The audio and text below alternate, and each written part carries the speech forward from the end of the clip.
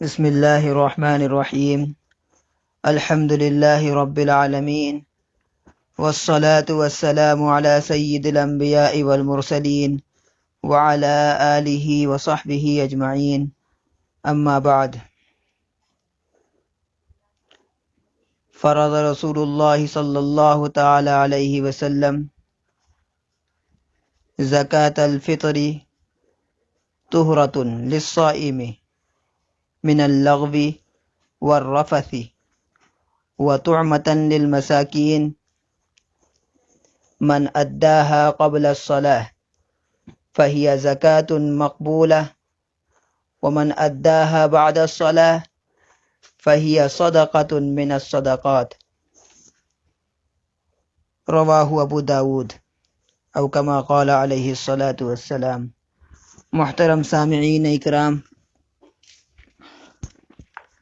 رمضان المبارک کا مقدس مہینہ ہم سے رخصت ہوا۔ اللہ تعالیٰ سے دعا فرمائیں کہ اللہ تعالیٰ جو کچھ بھی اس کی توفیق سے اس ماہ مبارک میں ہم نے کیا ہے، اللہ تعالیٰ قبول فرمائے اور ناقدریوں اور کوتاہیوں کو معاف فرمائے۔ ایک اہم چیز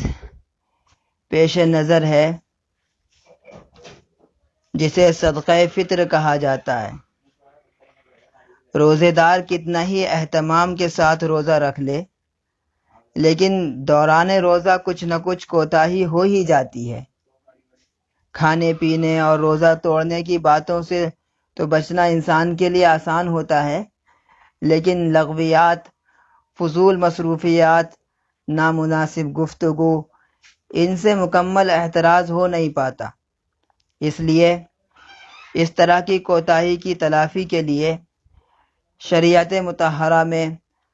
رمضان المبارک کے ختم کے موقع پر ایک صدقہ رکھا گیا ہے جسے صدقۃ الفطر کا نام دیا گیا ہے، اور اسے روزے کی زکوٰۃ کہا جاتا ہے، اور یہ واجبی درجہ رکھتا ہے۔ حضرت عبداللہ ابن عباس رضی اللہ تعالیٰ عنہ کی روایت ہے جو آپ کے سامنے ابھی پیش کی گئی۔ ابو داؤد شریف میں یہ روایت نقل کی گئی ہے۔ نبی کریم صلی اللہ تعالیٰ علیہ وسلم نے فرمایا کہ صدقہ فطر کو آپ صلی اللہ تعالیٰ علیہ وسلم نے ضروری قرار دیا۔ فرض رسول اللہ صلی اللہ تعالیٰ علیہ وسلم زکاة الفطر، اس کو ضروری لازمی قرار دیا گیا، جو روزے دار کے لیے لغو اور بے حیائی کی باتوں سے پاکیزگی کا ذریعہ بنتا ہے، اور مساکین کے لیے کھانے کا انتظام بنتا ہے۔ جو شخص اسے عید کی نماز سے پہلے ادا کرے تو یہ مقبول زکوٰۃ ہوگی، اور جو شخص اسے نماز کے بعد ادا کرے تو یہ عام صدقہ ہوگا۔ یعنی صدقہ فطر کی ادائیگی کا ایک وقت متعین ہے، وہ وقت یہ ہے کہ نماز کی ادائیگی سے پہلے ادا کر دیا جائے۔ اور اس کے بارے میں کہ یہ ہے کیوں اور کس وجہ سے کیا جاتا ہے، آپ کے سامنے یہ بات آ چکی کہ روزے کے اندر روزے دار سے کسی نہ کسی درجے میں کوتاہی ہو ہی جاتی ہے، اس کی تلافی اللہ رب العزت نے اس کے ذریعے فرمائی ہے۔ دوسری بات یہ ہے کہ صدقہ فطر واجب کس پر ہے، تو اس کے بارے میں شریعت مطہرہ نے ہمیں بتایا کہ جس شخص کی زندگی میں لازمی ضروریات کے علاوہ اتنی قیمت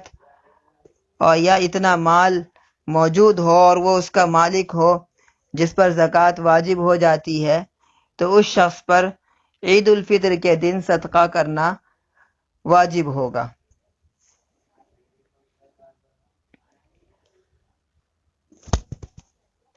دوسری بات یہ ہے کہ نابالغ بچے ہیں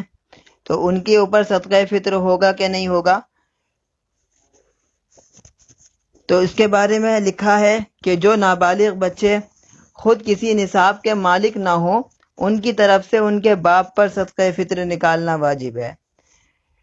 لیکن اگر کوئی بڑی اولاد ہے، اس کی طرف سے اگر باپ نکال دیں تو ادا ہو جائے گا، باپ پر نکالنا واجب نہیں ہے، ان پر خود پر واجب ہے۔ اسی طرح سے اگر بیوی کی طرف سے شوہر صدقہ ادا کر دے تو یہ صدقہ ادا ہو جائے گا،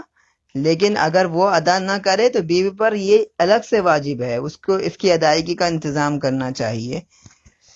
اب یہ بات آتی ہے کہ صدقے کی مقدار کیا ہے۔ تو جس طرح سے یہ مقدار واجب ہوئی ہے اس تمام تفصیلات سے الگ جاتے ہوئے علماء اکرام نے آج جو اعلان جاری کیے ہمارے شہر کے حساب سے، وہ یہ کہ اس وقت ہر انسان پر صدقہ فطر جو ہے وہ 40 روپے بن رہا ہے۔ تو کوشش یہ کرنی چاہیے کہ جتنی وسعت ہو زیادہ سے زیادہ نکالنے کی، اس میں بڑھوتری کر کے نکالی جائے، اور اس میں جو ہے انسان جو ہے زیادہ سے زیادہ فراخ دلی کا ثبوت دے کہ اللہ رب العزت نے اس کی روزوں کی تلافی کا اور دوسروں کی امداد کا ثواب کمانے کا ایک ذریعہ دیا ہے، اس میں کوتاہی نہ کرے۔ ابو داؤد شریف کی ایک روایت ہے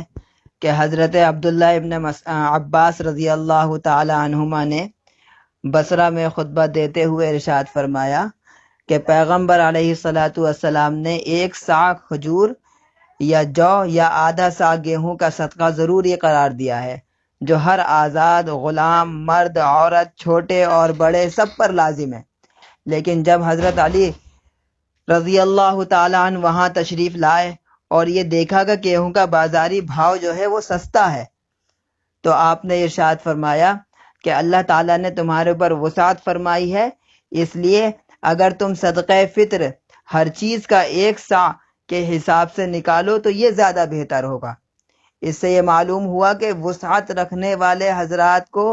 صدقہ فطر اپنی حیثیت کے اعتبار سے نکالنا چاہیے۔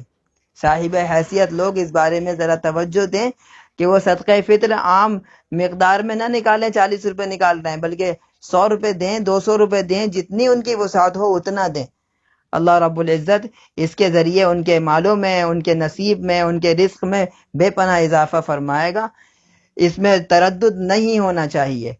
اللہ تعالی ہم سب کو کہنے سننے سے زیادہ عمل کی توفیق مرحمت فرمائے، اور ہمارے لیے